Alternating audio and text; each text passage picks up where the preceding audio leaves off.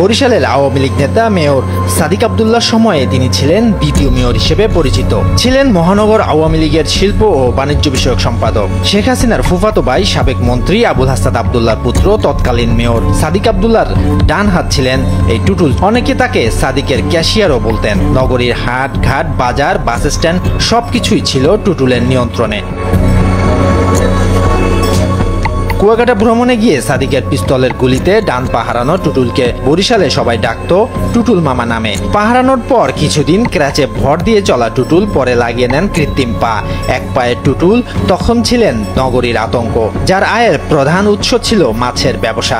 ছিলেন বরিশাল ইলিশ মোকামের অঘোষিত সম্রাট। মাছ বাজার আর বিআইডব্লিউটির ঘাট সহ পুরো এলাকার ইজারাদার ছিলেন তিনি। ইলিশ সহ সব মাছের কেনাবেচা চলতো তার হুকুমে। দর পর্যন্ত ঠিক করতেন তিনি।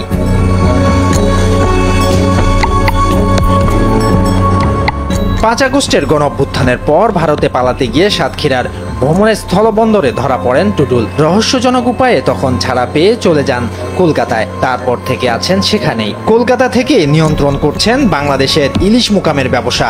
এবছর ভারতে ইলিশ রপ্তানির জন্য যে 37 প্রতিষ্ঠানকে অনুমতি দিয়েছে সরকার, তার মধ্যে টুটুলের 4টি। এগুলো হলো Mahima enterprise, Tanis enterprise, Nahiyan enterprise এবং এআর এন্টারপ্রাইজ। মাহিমা ও তানিসা টুটুলের 2 মেয়ের নাম।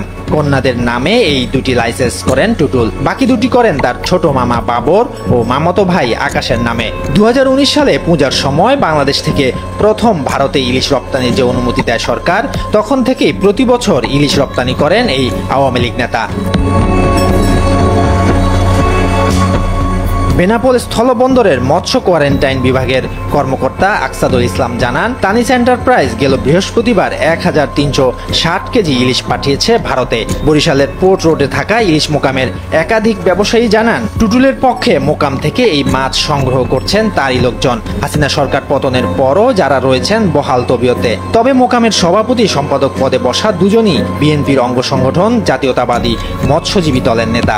তাদের বিরুদ্ধে টুটুলকে আশ্রয় প্রশ্রয় দেওয়ার অভিযোগ উঠেছে। তারা চাইলে এখান থেকে উৎখাত কিংবা ব্যবসা বাণিজ্য বন্ধ করে দিতে পারতেন টুটুলের, কিন্তু রহস্যজনক কারণে তা হয়নি।